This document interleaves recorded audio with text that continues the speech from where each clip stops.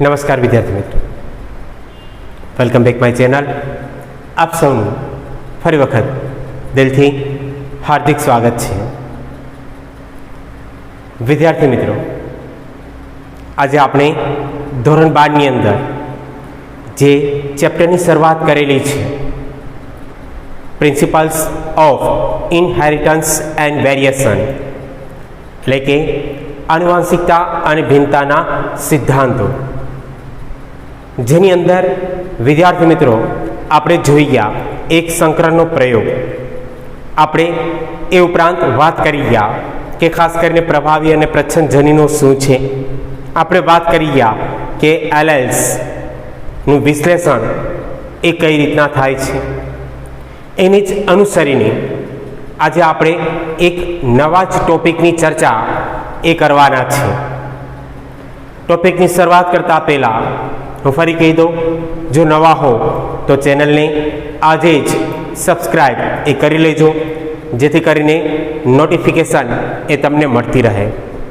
અને વિદ્યાર્થી મિત્રો, આજનો પોઈન્ટ એ આપણા માટે આમ પણ અગત્યનો છે, કારણ કે જે મેન્ડલ દ્વારા દર્શાવવામાં આવેલી મેથડ હતી, એ જ મેથડને લઈને એક બીજા વૈજ્ઞાનિકે પણ મેથડ એ રજૂ કરી અને જેને પ્યુનેટ સ્ક્વેર મેથડ તરીકે ઓળખવામાં આવે છે. તો આજે આપણે એ જ મેથડ વિશેની ચર્ચા એ કરવાના છે. તો આજનો આપણો મુખ્ય પોઈન્ટ એ છે પ્યુનેટ સ્ક્વેર મેથડ. તો શરૂઆત કરીએ. જોઈએ, ખાસ કરીને ટોપિક છે Punnett square method. Punnett square method. ખાસ કરીને આ મેથડ આપનાર એ વૈજ્ઞાનિક કોણ? આ મેથડની શોધ કરનાર એ કોણ? તો કે એક બ્રિટિશ જનીનશાસ્ત્રી, જેનું નામ હતું Reginald C Punnett. Reginald C Punnett. અને એના ઉપરથી આ જે મેથડ છે એને આપણે પ્યુનેટ મેથડ કહીએ છીએ.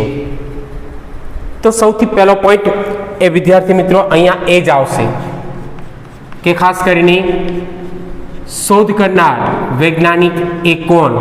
તો અહીંયા આપણે દર્શાવશું કે બ્રિટિશ જનીનશાસ્ત્રી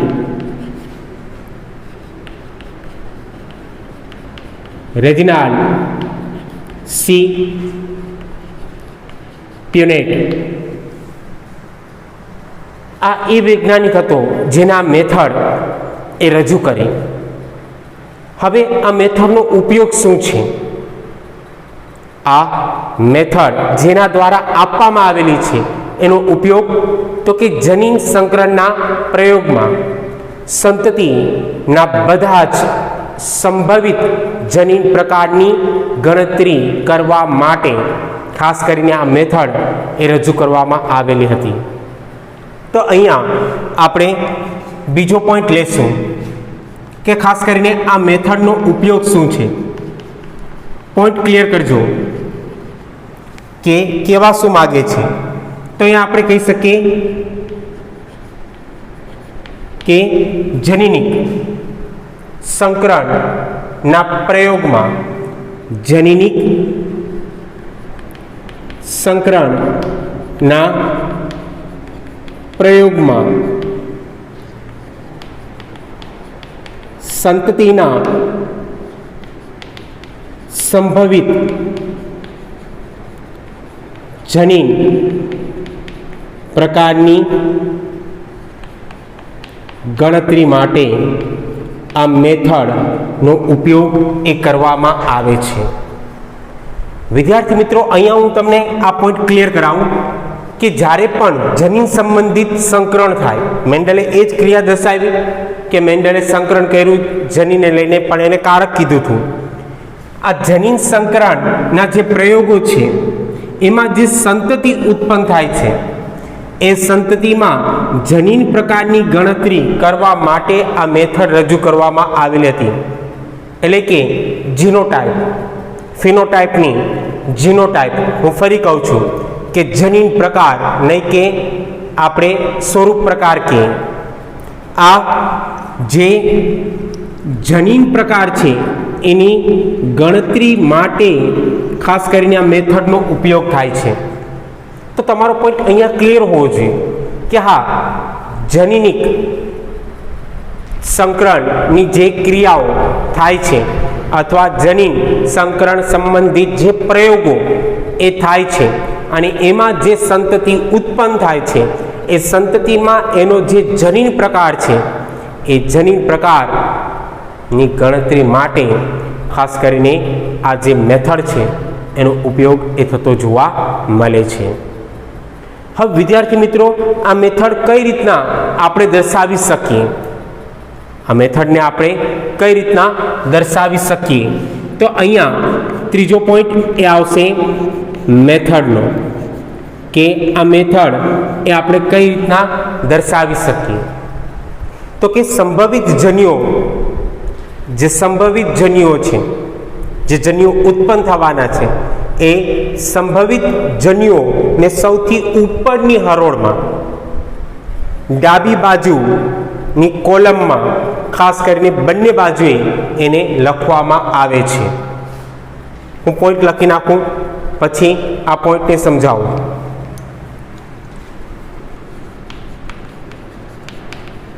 સંભવિત જન્યુઓને ઉપરની હરોળમાં, સંભવિત જન્યુઓને ઉપરની હરોળમાં જે ડાબી બાજુનો ભાગ છે, એટલે કે ડાબી બાજુની કોલમમાં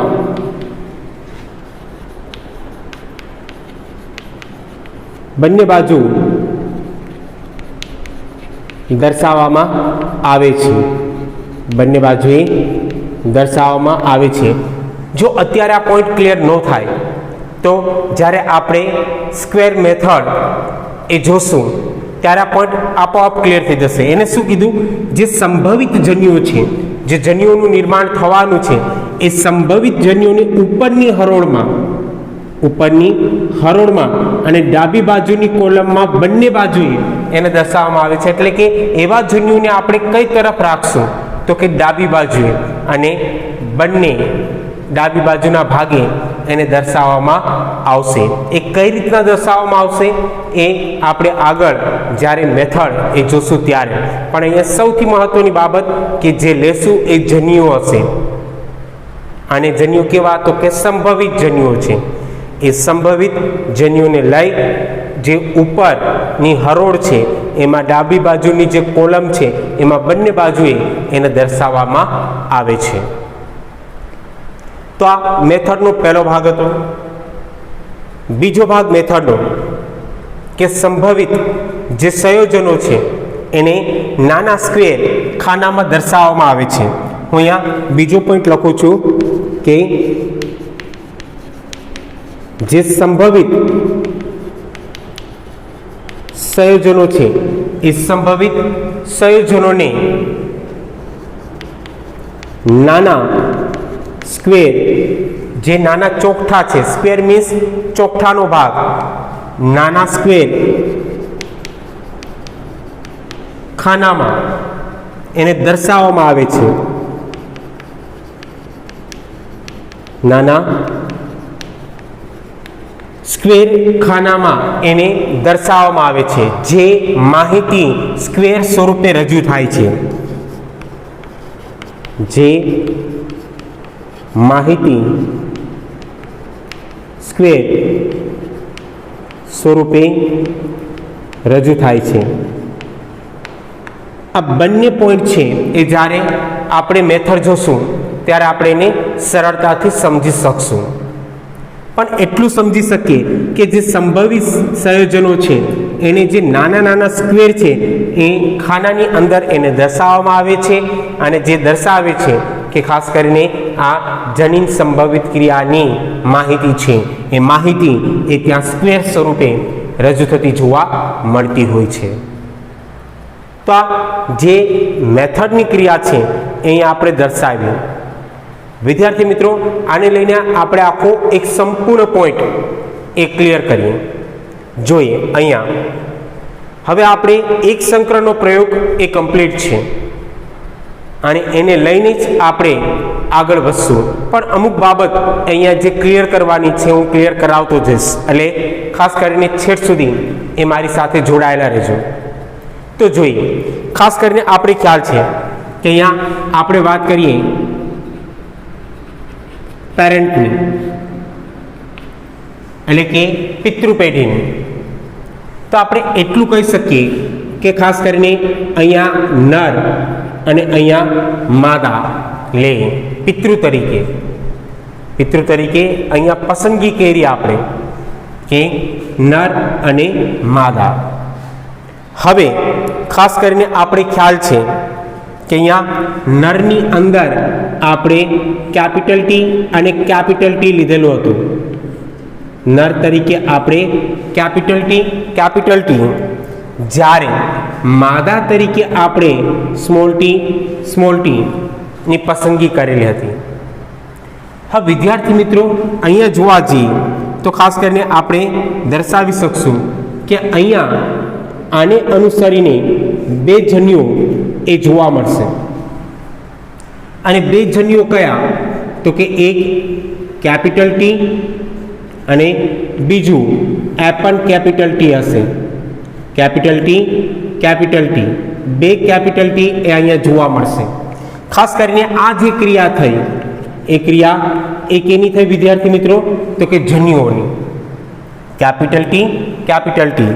જ્યારે સામે આપણે જોવા જશું તો અહીંયા પણ બે જન્યુઓ એ જોવા મળશે, જેમાં એક જન્યુ સ્મોલ ટી અને બીજું જન્યુ એ પણ સ્મોલ ટી હશે.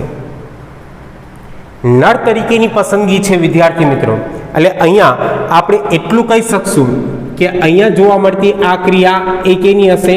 તો કે આ ક્રિયા એ પરાગરજની હશે અને આ ક્રિયા એ અંડકોષની હશે. માદા તરીકે છે એટલે અંડકોષ અને નર તરીકે છે એટલે એમાં પરાગરજ હશે. અને ખાસ કરીને એના દ્વારા જ્યારે અહીંયા જે સંતતિનું નિર્માણ થશે વિદ્યાર્થી મિત્રો, એ સંતતિ કંઈક આવી હશે કેપિટલ ટી અને સ્મોલ ટી ધરાવતી, એટલે કે અહીંયાથી પરાગરજ તરીકે કેપિટલ ટી અને અંડકોષ તરીકે સ્મોલ ટી આવશે અને એમાંથી એક સંતતિનું નિર્માણ થશે. અને આ જે સંતતિનું નિર્માણ એ થયેલું છે, આ ઉત્પન્ન થયેલી જે સંતતિ છે એ નર તરીકે છે. માનીએ આપણે કે એ નર તરીકે છે. જ્યારે અહીંયા આપણે જોવા જઈએ તો અહીંયા પણ જે ઉત્પન્ન થતી સંતતિ છે એ કંઈક આવી હશે કેપિટલ ટી અને સ્મોલ ટી. આ સંતતિ એ માદા તરીકે લે. આ જે પ્રાપ્ય થતી ક્રિયા છે એ પ્રાપ્ય થતી ક્રિયા એ કેની છે? તો કે F1 પેઢીની. આ પ્રાપ્ય થતી ક્રિયા એ કેની છે વિદ્યાર્થી મિત્રો? F1 પેઢીની. એ F1 પેઢી દર્શાવે છે કે ખાસ કરીને આ જે છોડ છે ઊંચા છે, પણ એમાં નર છોડ એ પણ ઊંચા છે અને માદા છોડ એ પણ ઊંચા છે, પણ એમાં બે જનીનો છે, એક કેપિટલ ટી અને એક સ્મોલ ટી. તો આ પોઈન્ટ આપણે ક્લિયર છે કે F1 પેઢીની અંદર ખાસ કરીને બધા ઊંચા છોડ મળે છે. એમાં નર હશે તો એ પણ ઊંચા હશે અને માદા હશે તો એ પણ ઊંચા જ હશે. પણ ખાસ કરીને હવે અહીંયાથી જ્યારે આપણે આગળ વધીએ અને અહીંયા આપણે દર્શાવીએ કે નર તરીકે જ્યારે આપણે કેપિટલ ટી અને સ્મોલ ટી લઈએ છીએ અને માદા તરીકે જ્યારે આપણે કેપિટલ ટી અને સ્મોલ ટી લઈએ છીએ, એટલે કે અહીંયા ખાસ કરીને કેપિટલ ટી સ્મોલ ટી, અહીંયા પણ કેપિટલ ટી અને સ્મોલ ટી લઈએ અને આમની વચ્ચે જ્યારે હવે આપણે એક ક્રિયા દર્શાવીએ કઈ? સ્વફલનની. જ્યારે આમની વચ્ચે સ્વફલન એ યોજવામાં આવે, જેને લઈને અહીંયા આપણે એટલું દર્શાવી શકીએ કે આના બે જન્યુઓ એ છૂટા પડે, બે જન્યુઓ એ છૂટા પડશે, એક કેપિટલ ટી અને બીજું સ્મોલ ટી. જ્યારે અહીંયા પણ બે પ્રકારના અંડકોષ એ છૂટા પડતા જોવા મળશે, બે પ્રકારના અંડકોષ, જેમાં એક કેપિટલ ટી અને બીજું છે સ્મોલ ટી. આ બે પ્રકારના અંડકોષ ધરાવતા જન્યુઓ એ છૂટા પડશે વિદ્યાર્થી મિત્રો. તો અહીંયા સુધીની ક્રિયા તો આપણે જાણીએ જ છીએ. હવે એના દ્વારા જે સંતતિ ઉત્પન્ન થશે, એટલે અહીંયા આ ક્રિયા પણ આપણે કહી શકીએ કે આ ક્રિયા પણ જન્યુઓની છે. એના દ્વારા જે સંતતિ ઉત્પન્ન થશે, હવે ધ્યાન રાખજો, અહીંયાથી કેપિટલ ટી એટલે કે અહીંયાથી પરાગરજ એ કેપિટલ ટી સ્વરૂપની, અહીંયાથી અંડકોષ પણ કેપિટલ ટી સ્વરૂપનો, એટલે અહીંયા ઉત્પન્ન થતી સંતતિ એ કેપિટલ ટી હશે. કારણ કે જ્યારે અહીંયા સ્વફલન થાય એટલે એનો મતલબ એ થયો કે આ જે સ્વફલન છે એ F1 પેઢીની સંતતિમાંથી લેવામાં આવેલ છે. હવે F1 પેઢીનો જે છોડ છે એ છોડ એ ખાસ કરીને પરિપક્વ બને, પુખ્ત બને અને પછી એમની વચ્ચે સ્વફલન એ યોજવામાં આવે, જેને લઈને એક નવી જ પેઢીનું નિર્માણ થાય અને નવી પેઢીની અંદર અહીંયાથી કેપિટલ ટી, અહીંયાથી કેપિટલ ટી. તો આ પહેલી ક્રિયા થઈ, કેપિટલ ટી, પછી કેપિટલ ટી સ્મોલ ટી એટલે કે કેપિટલ ટી સ્મોલ ટી. ત્રીજી ક્રિયા જોવા જઈએ તો સ્મોલ ટી કેપિટલ ટી, પણ જનીનશાસ્ત્રના નિયમ મુજબ સૌથી પહેલા કેપિટલ ટી અને પછી સ્મોલ ટી અને અંતે સ્મોલ ટીની ક્રિયા એ લાગુ પડશે. કુલ અહીંયા કેટલી સંતતિ ઉત્પન્ન થઈ વિદ્યાર્થી મિત્રો? તો કે અહીંયા ઉત્પન્ન થતી જે સંતતિ છે એ કુલ 4 છે અને અહીંયા જે પેઢીનું નિર્માણ થશે એ પેઢીને આપણે કઈ પેઢી તરીકે ઓળખશું? તો કે F2 પેઢી. F2 પેઢીની અંદર જે 4 સંતતિ ઉત્પન્ન થયેલી છે એમાં ખાસ કરીને હવે જો આપણે પોઈન્ટ દર્શાવીએ તો આપણે એટલું કહી શકીએ કે આ જે સંતતિ છે એ સમયુગ્મી ઊંચી છે. જો એ પોઈન્ટ ધ્યાન રાખજો, આ જે સંતતિ ઉત્પન્ન થઈ એ સમયુગ્મી છે, સરખા છે બે જન્યુઓ, એટલે સમયુગ્મી ઊંચી છે. અહીંયા જે આ બે સંતતિ ઉત્પન્ન થયેલી છે એ દર્શાવે છે કે એ વિષમયુગ્મી ઊંચી છે અને આ એક સંતતિ દર્શાવે છે જે સમયુગ્મી નીચી છે. તો અહીંયા સમયુગ્મી ઊંચી 1, વિષમયુગ્મી ઊંચી 2 અને સમયુગ્મી નીચી એ 1 પ્રાપ્ત થશે. ખાસ કરીને અહીંયા પ્રમાણ જોવા જઈએ તો આ 100%ના પ્રમાણમાં 25% પ્રમાણ એ સમયુગ્મી ઊંચીની થશે, અહીંયા 50% પ્રમાણ એ વિષમયુગ્મી ઊંચીની થશે અને 25% પ્રમાણ એ સમયુગ્મી નીચેની થશે.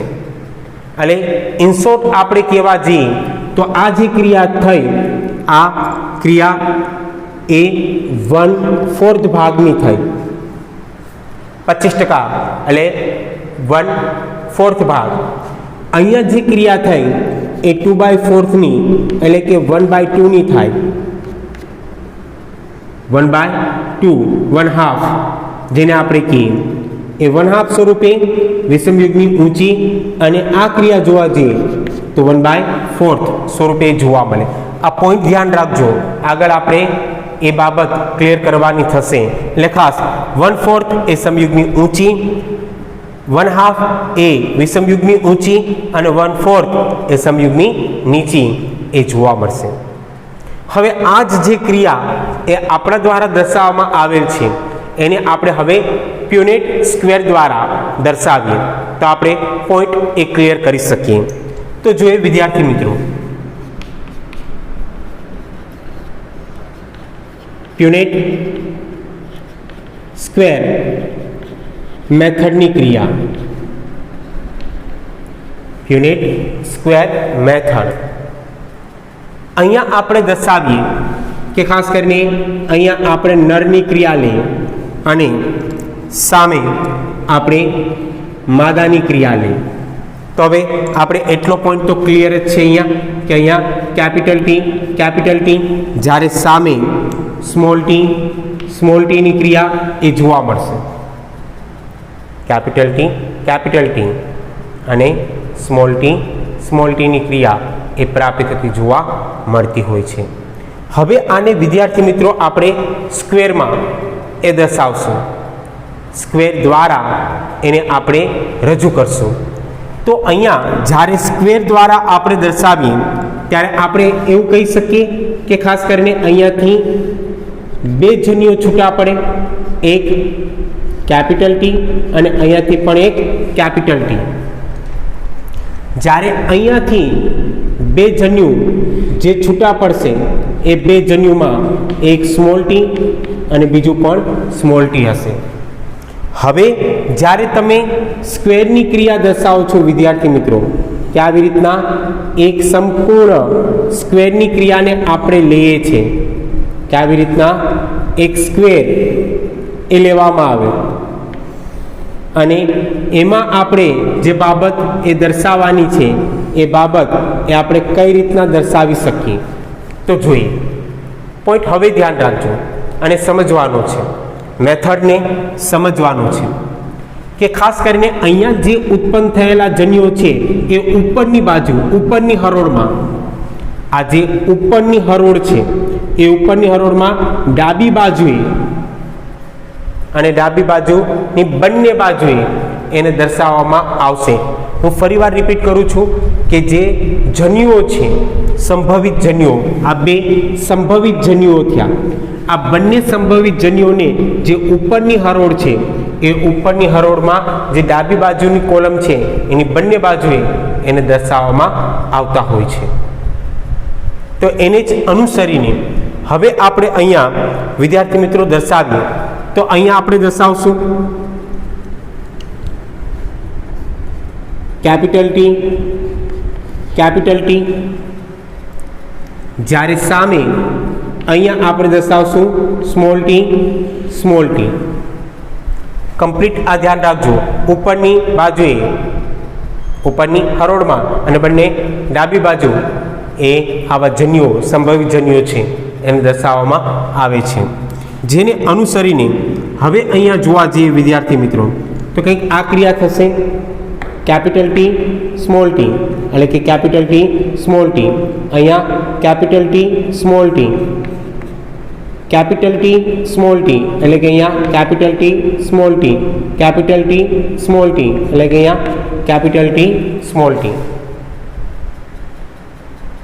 ફરી એકવાર હું રિપીટ કરું છું કે અહીંયા કેપિટલ ટી સ્મોલ ટી એટલે પહેલા ખાનામાં એ પ્રક્રિયા થઈ ગઈ, કેપિટલ ટી સ્મોલ ટી એટલે કે બીજા ખાનામાં, કેપિટલ ટી સ્મોલ ટી આ ત્રીજા ખાનામાં, કેપિટલ ટી સ્મોલ ટી ચોથા ખાનામાં.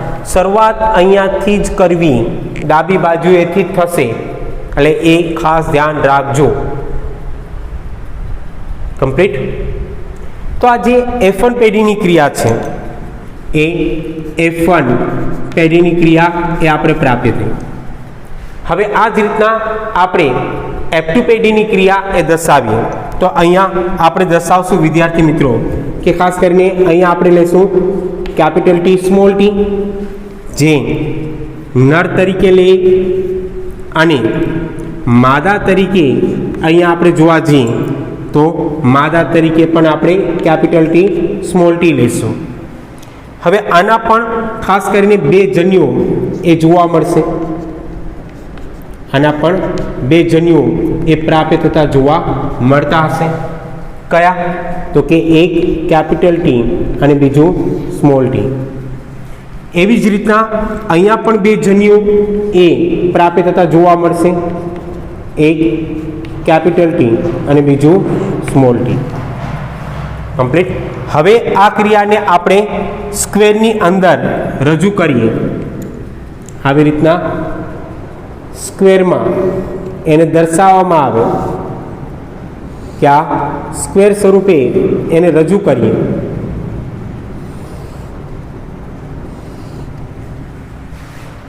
તો હવે વિદ્યાર્થી મિત્રો એ ખાસ ધ્યાન રાખજો, જે આ કેપિટલ ટી છે, કેપિટલ ટી એને સૌથી પહેલા અહીંયા દર્શાવવામાં આવશે, એટલે આ કેપિટલ ટી, અને આ જે બીજું કેપિટલ ટી છે એને અહીંયા દર્શાવવામાં આવશે. એટલે ડાબી બાજુએ સૌથી પહેલો જન્યુ લેવો, ડાબી બાજુએ સૌથી પહેલો જન્યુ કેપિટલ ટી અને પછી આ બાજુ સ્મોલ ટીની ક્રિયા એ પ્રાપ્ત થતી જોવા મળશે. આમાં તો સેમ જ ક્રિયા છે કે અહીંયા આપણે કેપિટલ ટી લેશું અને અહીંયા આપણે સ્મોલ ટીની ક્રિયા એ લેશું. કમ્પ્લીટ. આ જે છે એ સૌથી પહેલા આવશે ડાબી બાજુ. કમ્પ્લીટ. એટલે અહીંયા આપણે એ બીજી બાબત ક્લિયર કરીએ મેથડની, કે સંભવિત જે સંયોજનો છે એને નાના સ્ક્વેર, આ નાના જે ખાનાઓ છે, નાના સ્ક્વેર ખાનામાં દર્શાવવામાં આવે છે, જે ખાસ કરીને માહિતીના સ્ક્વેર તરીકે રજૂ થાય છે. માહિતીના સ્ક્વેર સ્વરૂપે એ રજૂ થતા જોવા મળે છે. તો આ બીજો પોઈન્ટ મેથડનો ક્લિયર થાય કે હા, ખાસ કરીને સંભવિત જે સંયોજનો છે એ નાના સ્ક્વેર ખાનામાં દર્શાવવામાં આવે છે, જે માહિતી સ્ક્વેર સ્વરૂપે રજૂ થાય છે કે હા, એની અંદર કંઈક માહિતી એ રહેલી છે. તો હવે અહીંયા વિદ્યાર્થી મિત્રો આપણે દર્શાવીએ, ખાસ ધ્યાન રાખજો, કેપિટલ ટી, કેપિટલ ટી,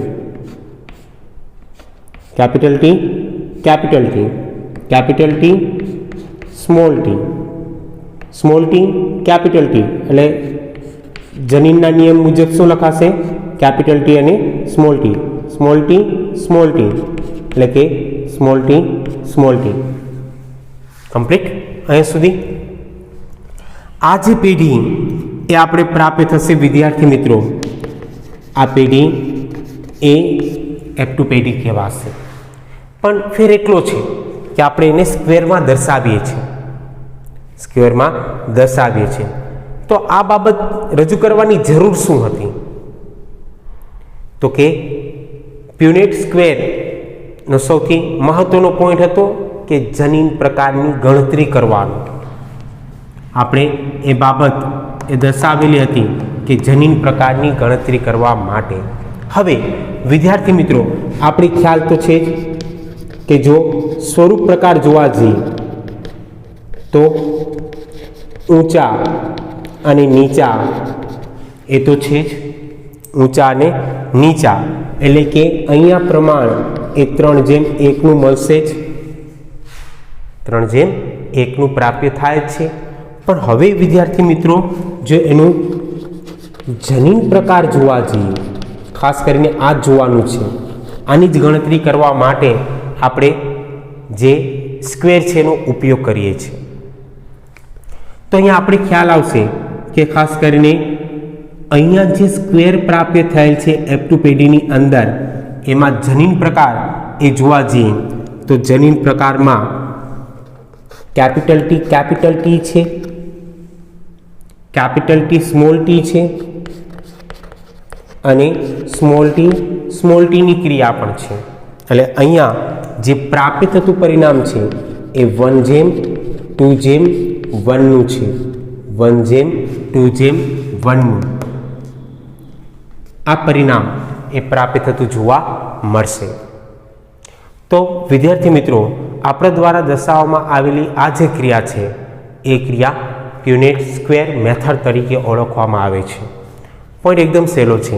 એક સંકરણનો જે પ્રયોગ છે એને લઈને જ અહીંયા આપણે પ્યુનેટ સ્ક્વેર મેથડની ક્રિયા દર્શાવી. થોડો ઘણો ફેરફાર છે, તફાવત જે આપણે અહીંયા દર્શાવી શકીએ. તો આજનો પોઈન્ટ એ અહીંયા સુધી જ રહેશે. આશા રાખું કે પોઈન્ટ એ તમને ગમ્યો હશે.